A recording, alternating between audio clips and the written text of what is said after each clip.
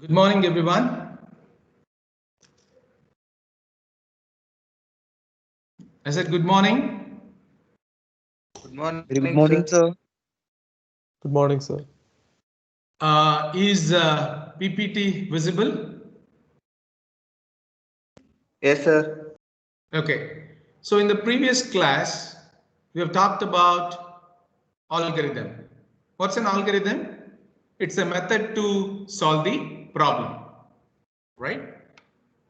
And also we have seen it's actually more technically, it's a precise method that should be implemented on the machine in order to find a solution to the problem.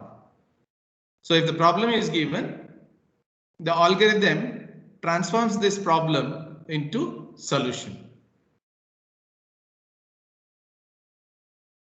It's like we said, an algorithm is a transfer or a mapping function. Given 0 or more input, it maps, transfers it into 1 or more output. So algorithm is a sequence of an ambiguous finite instruction for solving a problem. That is, for obtaining a required output for any legitimate input in a finite amount of time is important. So this is what is an algorithm is. This is what we have discussed in the previous class.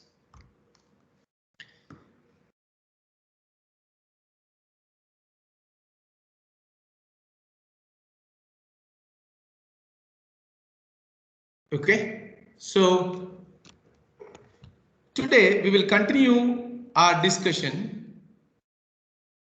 with the characteristics of algorithm. So an algorithm, which is a recipe, or you can call it as a process, method, or technique, procedure, routine, with the following requirements. The first requirement is finiteness. What does it mean? If we trace the algorithm instructions, then for all the cases, the algorithm terminates after a finite number of steps.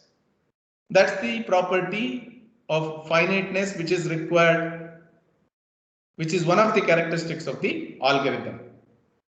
The second characteristics of algorithm is definiteness. Each instruction given should be clear and it should be unambiguous. Definite means clarity regarding what should be done. So if you have directions such as, if you give directions such as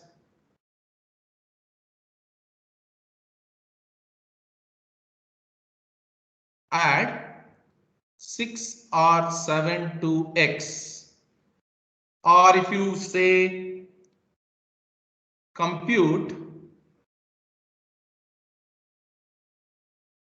5 by 0. These are not permitted because it is not clear in the first case which of the two possibilities needs to be done, or in the second case what is the result is. So it is ambiguous statement. So whenever you are specifying an instruction, you need to be definite and you should specify, or you should have clarity regarding what should be done. Then the third property is you need to specify the input, and also you need to talk about valid inputs which can be given to your algorithm. For some of the input it may not work. So the range of input you need to specify when you are writing an algorithm or when you are designing an algorithm, and it should be clearly specified what the range of input you are going to give. Then the fourth case is you should have clearly specified or expected output. In the sense, you should be able to prove to produce the correct output given a valid input.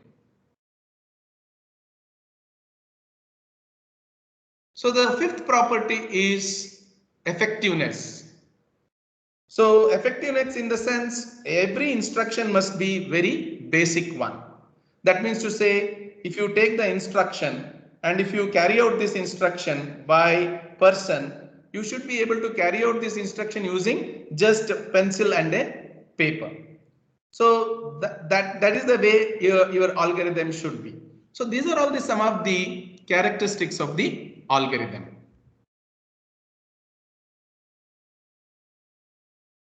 So then question is why we need to study algorithms. What is the requirement for us to study the algorithms? As you are going to be a computer professional, there are both practical and theoretical aspects to study the algorithms.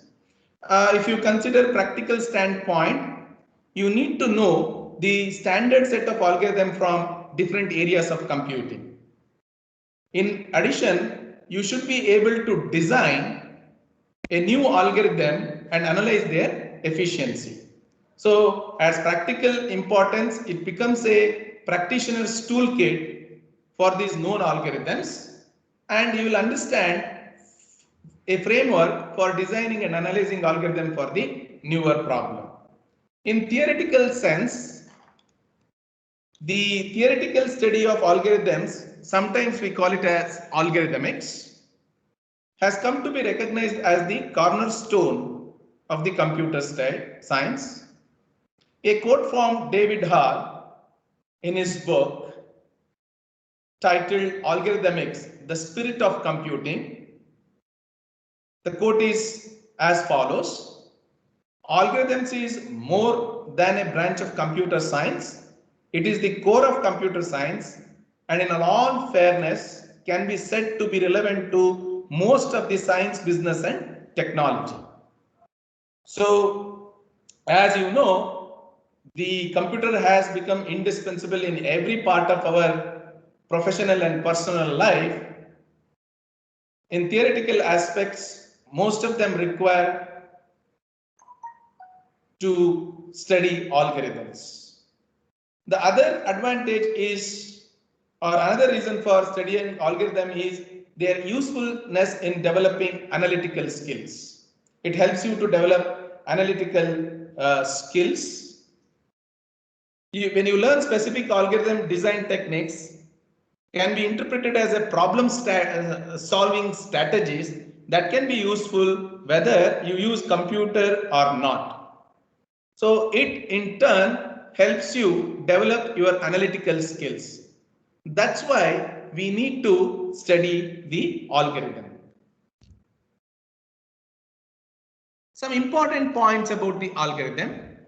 As I said, it should be definite. You should specify clearly what needs to be done. That means to say there should not be any ambiguity for each step of the algorithm, and you need to specify the range of input for which an algorithm works. The same algorithm can be implemented in a different way. There may be several algorithms for solving the same problem. The algorithms for the same problem can be based on very different ideas and can solve the problem with dramatically different speeds. Now, these are all the very important points about the algorithm. Going further, we are going to take some examples, right? So we are going to take an example such as finding the greatest common divisor, GCD. And I will show you there exist three different algorithms for the same. The first one being the famous Euclid's algorithm. And also we will see the middle school's procedure for finding out the GCD of given two numbers. So we are seeing a problem which we need to solve here is to find GCD of given two numbers, and we are going to see there are three different ways in which we can do it. Before taking up that example, I would like to show you some simple example, and also I'll show you how to do the analysis of the same, like theoretical analysis of the same, to give you a fair idea of algorithm analysis, that is theoretical analysis. So let us take up a simple example of swapping two numbers or exchanging the contents between two variables. So we will start with that, and you will see the time and space trade-offs as well, which we were discussing yesterday. Let us start with a simple example, and I'll write a algorithm for the same.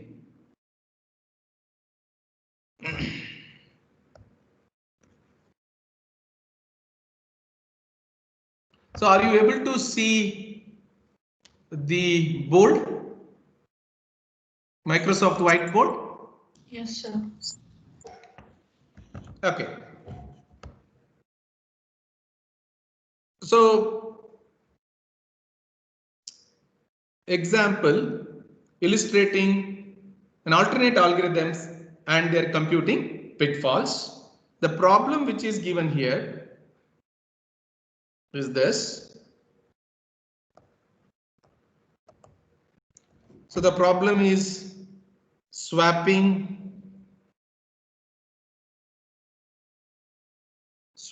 the contents. So this is the problem, and I'll write both the versions. The first one is using only two variables, three variables. You can use temporary variables. So you will read the values into A and B. You will use a temporary variable and store the content of A into temporary variable. Then you will take A, you will store the content of B into A, and content of B, you will store the content which is stored at T. So that's the one way of solving this problem. The second one is you should not use a temporary variable. Then how you are going to write the program? If you are not using a temporary variable, then you will read AB, isn't it? You will read AB, you will add A is equal to A plus B. Then you will say B is equal to A minus of B. A will be equal to A minus B. These are the two algorithms we are looking into. Prove that both algorithm works. Let us take A is equal to 2, B is equal to 4. Will this work for the first algorithm? Will this work or not? Hello? Yes, sir, it will work. So what is that we are doing here? If this is temporary variable T, we will store content of A, right? So at A, we will store the value at B is 4. So 4 comes to A. Then in the temporary variable already you have stored 2. Now at the memory location of B, 2 is stored. Earlier A had 2, B had 4.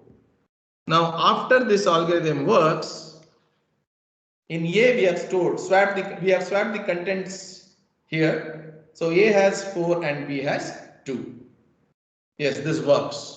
Let us prove this for this same example. A is equal to 2, B is equal to 4. So you have A and B. A stores 2, B stores 4. Now we will say A is equal to A plus B. A is equal to 2 plus 4, which is equal to 6. 6 is stored here, right? B is equal to 6 minus 4, which is equal to 2, A is equal to 6 minus 4, B is now 2, 6 minus 2, which is equal to 4. So you can see the content is swapped. Right? The content is swapped. Let us also see in the computational pitfall which would suffer more and why it is. So let us check that.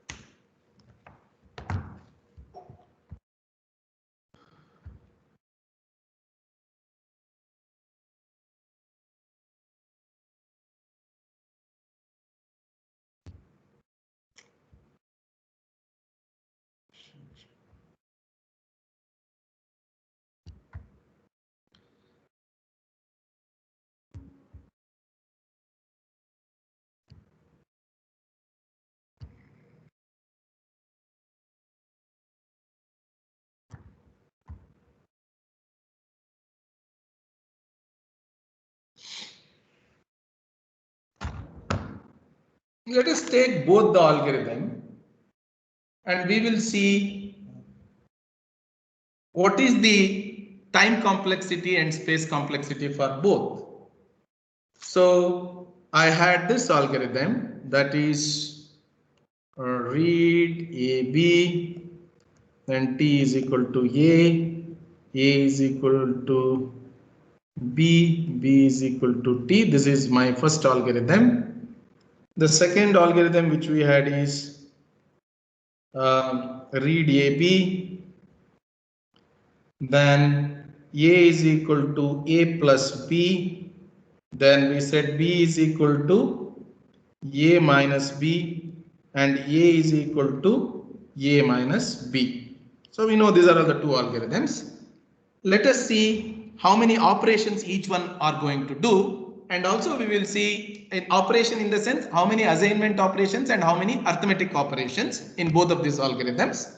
And we also compare these two algorithms using the number of variables they use. So the first one is number of assignments. The number of assignment, number of arithmetic operations that they do, then number of variables used in this algorithm. So let us make a table for the same. This is our first algorithm.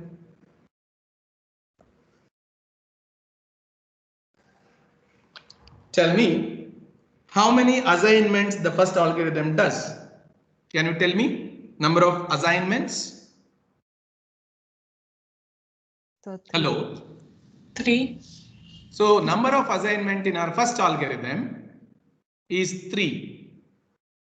How many arithmetic operations is done here? 0, sir. 0. Number of variables used in our first case? 3. 3. Second algorithm. This is our second algorithm. This is our first algorithm. In the second algorithm, number of assignments? 3. Number of arithmetic operations? 3. 3. Number of variables used in the memory? 2. 2. What you could see here, what you will be able to comprehend here. The first algorithm, it uses extra memory to gain the performance. It has to only do 3 operations. It has to do only 3 operations. So it will be faster compared to the next one because here you need to do 6 operations. But you have used less memory. So this is what is an example for time and space trade-offs. This is an example for time, space trade-off. You are trading memory to gain efficiency, right? So, or other way around. So you could see there are two ways in which this problem could be solved. The characteristics we have seen, right? There may be many ways in which the problem could be solved, right? So that can be based on different ideas as well. So this is one such a simple example for the same. Okay? Any doubt? Any clarifications here? With a simple example, we could be able to do the analysis. So this is what you do in theoretical analysis, in the sense, I have not written this as a program in C or Python, right? It's just for assignment, we show it as an arrow, right? So it's just an algorithm. I am not implemented on the system, but still you are able to do sort of analysis wherein you are trying to see how much time that each algorithm is going to take and how much memory it's going to take. So for the algorithms which we are going to do in every unit using different design techniques, we are going to do such analysis before you could, execute this on the system. Okay. So let us take one more example. The example is, let us assume that multiplication operator is not available to compute the product of two integers m and n. So I am giving you two integers m and n. Let us assume there is no star operator implemented. Then how you are going to multiply these two numbers? Hello? Add m n times. So add m n times. It's the only way to solve this problem. Okay, you are saying repeated addition, isn't it? So we multiply. So the algorithm here is to multiply this in terms of repeated addition. Right? Can we write an algorithm? So I'll write two versions of the algorithm and you need to do the analysis and let me know what is the difference between these two algorithms. So version 1 I'll write. Version 1 of the algorithm, I'll take sum which will be assigned to, which I'll assign 0. Then I'll run a loop for I 1 to m. So I should add sum is equal to sum plus what? Sum plus, I should add n, isn't it? N. N. This is version 1. Will it work? Suppose if I take m is equal to 12 and n is equal to 6.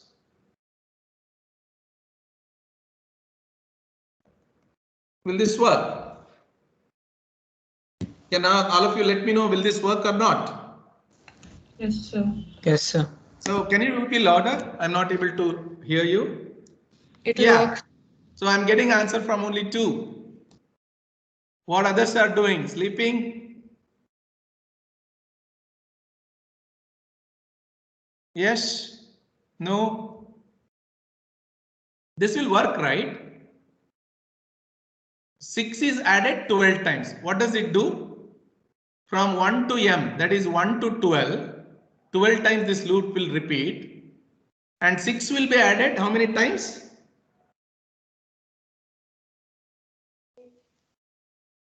Is this correct? Okay. Now I'll give you an version 2.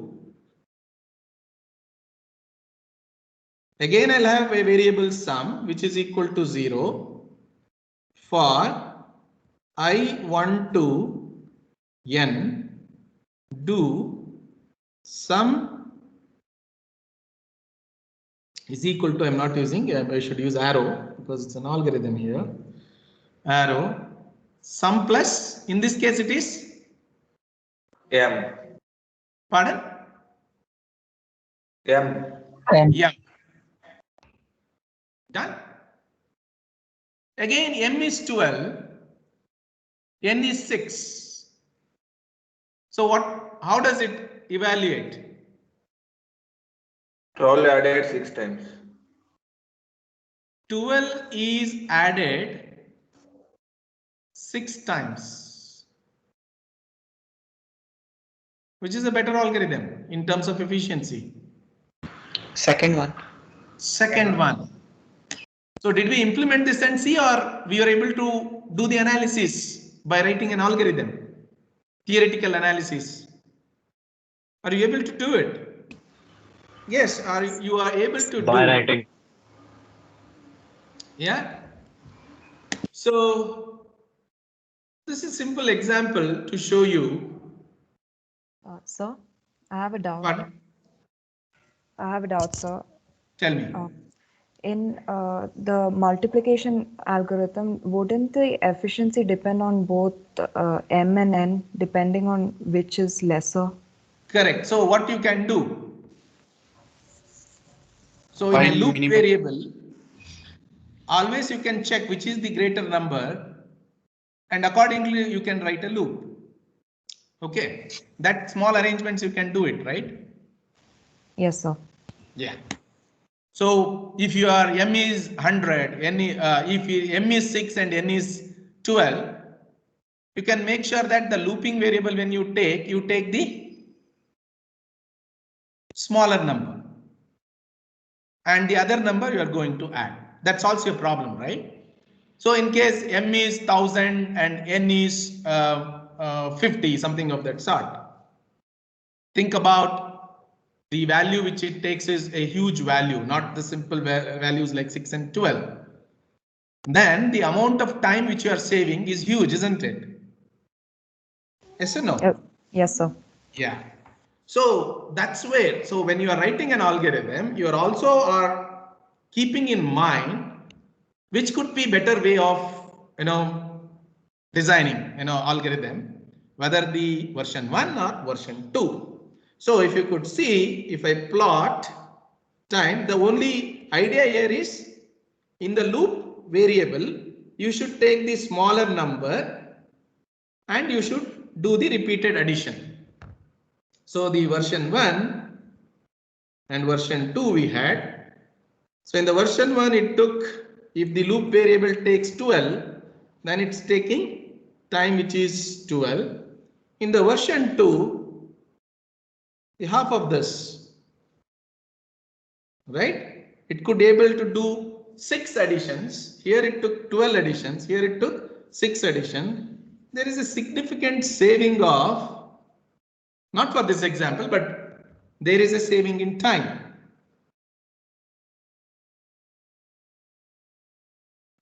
So if somebody writes an algorithm, the version 1, and the other writes an version 2, when you compare, version 2 is a better algorithm because in the looping, the smaller of m and n should be taken. If somebody writes that algorithm, then there is a significant saving of time, and this we are able to analyze theoretically by only writing algorithm without actually executing the program on the system. We are able to do it. Now there is, as I told, it's a theoretical analysis. Then there is the way in which after you develop an algorithm, you're also going to write a code in the language which you like. You will select a language and you will write a code and you will time each instruction in the system, and you also can do a theoretical, in practical standpoint, you can do the analysis. That analysis is called posterior analysis. That is also called as profiling. That's also called as profiling. But what will be the difficulties if I, do practical analysis?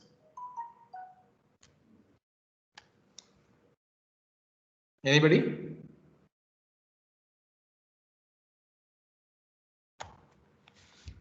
What will be now theoretical analysis we have done and we have seen. If I wanted to crack every instructions which I code, I have given a problem with certain input and expected output.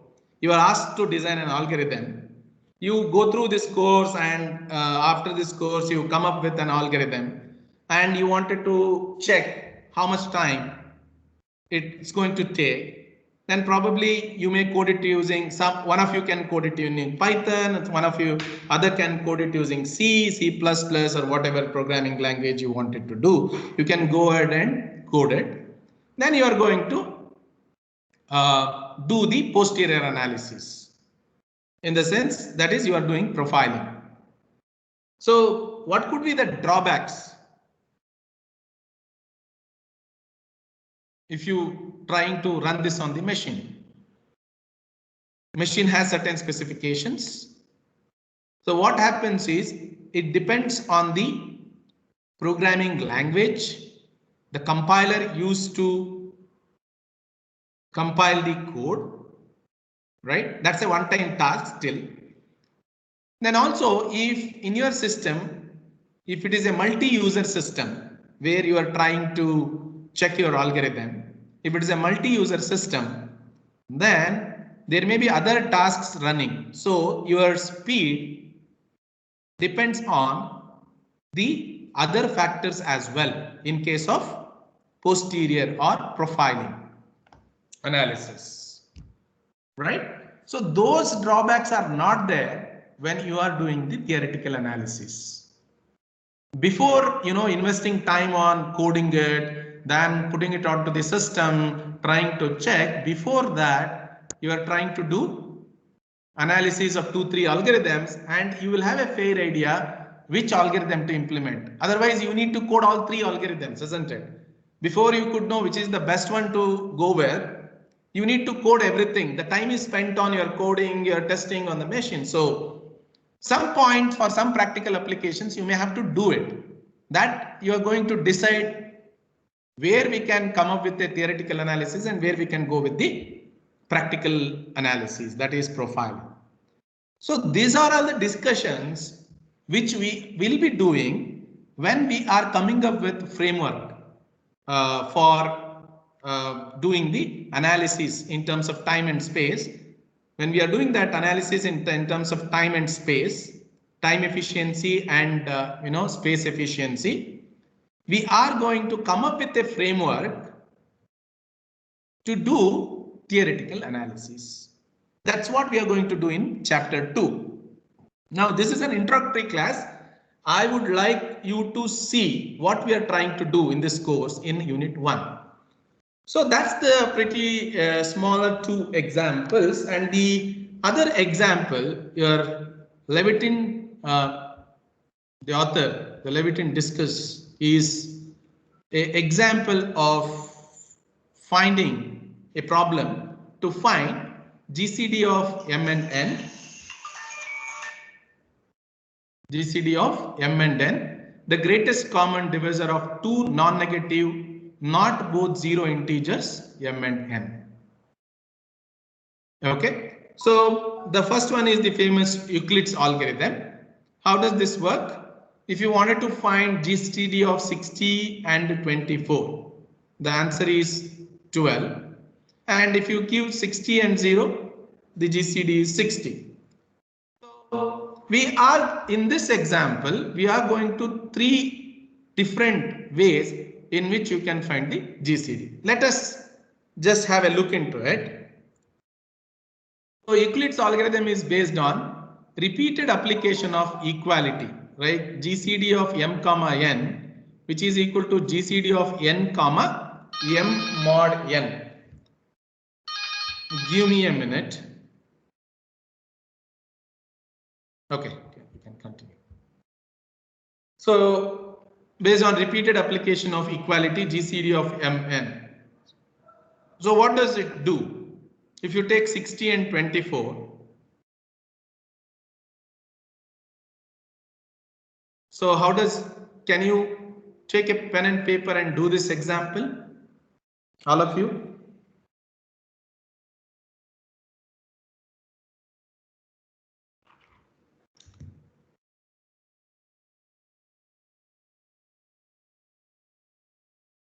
So you will say m mod n, right? You will say m mod n. So what is the value of m? M here. Hello? All of you are there? Hello? 60, Can we sir. make little Yes, sir. the class interactive? What is the value of m? So let us 60. take GCD of m comma n, which is equal to GCD of n comma m mod n. So let us substitute the value GCD of what is m? M is 60, n is 24. 24. Now substitute GCD of n is 24 comma m is 60 modulus operator 24. 12, sir. So what will be the reminder you get here? 12. It will be GCD 24 comma 12. Now what is m and what is n now? 24 and 12. 24 and 12. So I'll just write it. So here you can also do it so that you'll get a fair idea what you're trying to do here in an algorithm. This is the first algorithm to find the GCD. So GCD of m comma n, which is equal to GCD of n comma m modulus of n. So the example is GCD, m is 60, n is 24, which is equal to GCD, n is, this is m, this is m, this is n. So this is 24, m is 60 mod of 24, which gives you GCD of 24 comma, the remainder of 60 modulus 24 is 12. Now this becomes m, this becomes n. So this will be GCD of 24 comma 12. So what will you get? So this will be GCD 12 24 modulus 12. What is the remainder? 0. What is the remainder of this? 0. 0. So as soon as you get 0, you stop.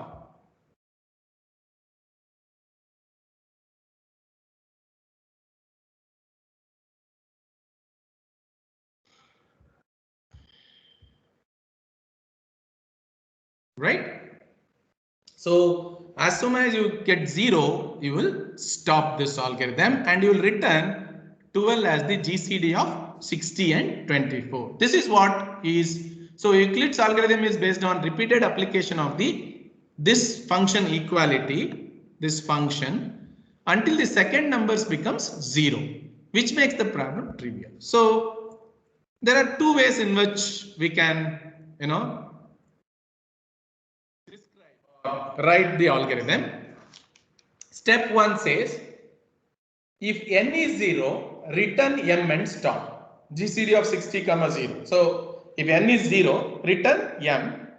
Otherwise, you have to go to step 2. What did we do? Divide m by n and assign the value of remainder to r. Then we assign the value of n to m and the value of r to n, and we go to step 1. Till n becomes 0, we have done it. Similarly, you can use, this is like, natural language kind of constructs which you can use, or you can go with pseudocode, wherein you have a natural language as well as some constructs of the programming. That's how there are the different ways in which you can represent the algorithm, either this way or using natural language, which will have certain ambiguity. So, or you can come up with pseudocode, or you can have a flowcharts. These are the three different ways in which you can represent your algorithm. The second one is an is a other descriptor to the Euclid's algorithm which we have done, right? While n is not equal to 0, so what you are going to do? So if m is 60, if I take a look, if you take in your paper m is equal to 60, n is equal to 24, then check n, right? So first one, while n is not equal to 0, the value of n is 24 is not equal to 0, true. So you find the remainder is 60 m mod 24. So the remainder is, as you get, is 12. Now what we do, we store m with value of n, right? The n is 24, so m becomes equal to 24, n becomes equal to 12, and this is repeated because till n becomes equal to 0, the while loop is repeated. Now second time when you come, the value of n is 12. Again 12 is not equal to 0 in the second iterator. So remainder will be m is 24. M is 24. So 24 modulus 12, which becomes equal to 0. The n value was 12, which is stored in m. N becomes equal to 0. Now in the third iteration, you are going to check n. N is not equal to 0 is false. It comes out and it returns m, which is 12 here. Okay. So how do you know that algorithm eventually comes to stop? We know that every time n, the value of n will reduce, and once it becomes 0, it comes out. It never becomes negative here. So by which you are sure that, you can prove that eventually for any value of m and n, it comes to stop. If one of the input is 0, the other m is returned. The m value of m will be returned. So if the one of the input is 0, still it works. Your algorithm works. That's the proof which you are trying to give by supplying input. And also you can see in algorithm, all these three statements, the first, second and third, before return statement here, right? So before return statement here, these three, 1, 2 and 3 are indented. Like there is a, after while loop, there is a gap. We have not written braces. This is how we represent algorithm. If there is a looping structure and there is an indentation given for a certain set of statements, then all statements you are going to run, right? So for while loop, the statement 1, 2, 3 are the statements inside the while loop. So that's how we are going to represent it in the algorithm. So to show you, what will happen in this algorithm is just this, that in the first iteration, I would like to write and show you. So m is equal to 60, n is equal to 24, then while n, which is 24, is not equal to 0, right? R becomes equal to 60 modulus 24, which is equal to 12, right? So m becomes equal to 24 and n becomes equal to 12. So this loop will be repeated. Now second one, while 12 is not equal to 0 is true, R becomes 24, m is 24, modulus n is 12, which is 0, right? So m you will store the value of n, which is 12. n you will store the remainder value which is 0 and you will repeat the loop. And the last step, in Euclid's algorithm, while 0 is not equal to 0 is false, right? It will not execute this statement. It comes to return m. M is 12. So 12 is the GCD of 60 and 24. 12 5s are 60, 12 2s are 24. So this is the greatest common divisor. So this is how you can find the GCD of two numbers using Euclid algorithm. Is this the only way to do that? It's not. It's not. There is one more method for computing GCD, the second method, which is consecutive integer checking algorithm. Right? So what you are going to do it here, you know that if two numbers m and n are given to you, then both are divisible by the smaller number, right? So you take the smaller number. So what you will do first step, assign the value of min of m comma n to t. For example, if 60 and 24 is given, m and n, you will assign 24 to t. You will divide m by t. If the remainder is 0, you will go to step 3. And you will take n and divide by that t. In this case, if when you divide m by t, if the remainder is not 0, then you will go to step 3. Here, if remainder becomes equal to 0, then you will return t as a GCD of two numbers. Otherwise, you will go to step 4, decrease t by 1. Okay, so you are going to step 4 and you are going to decrease t by 1 and repeat this. So you could see this is the second method of consecutive integer checking algorithm. Okay, so the question here is, unlike Euclid's algorithm, this algorithm presented does not work correctly when one of its number is 0. You just think why, right? So that's a homework for you. If one of the input is given is 0, then what's going to happen? Okay, with that note, we will end the class today here. And we will meet tomorrow to discuss the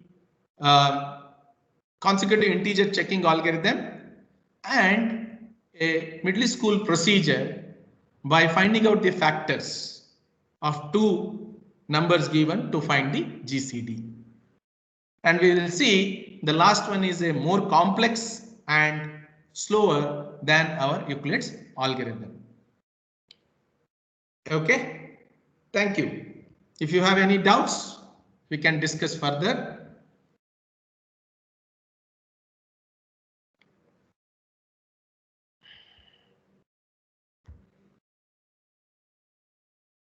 Madam, you can come.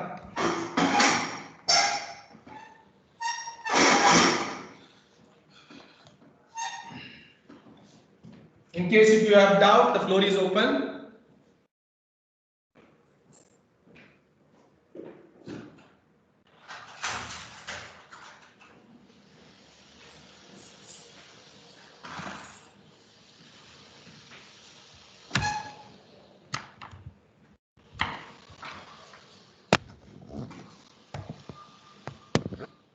Your class with or section? Third class. Third. Okay. G. Right. Sir, yesterday when you posted in the WhatsApp, so many people are asking for that. So. Yeah, I'm just ordering some more. So. Oh. That's why I have to place an order. So I thought I'll ask faculty members.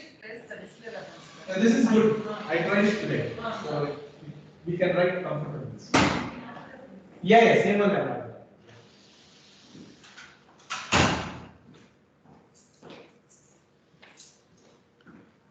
Okay. Is there any doubts? If not, Thank you.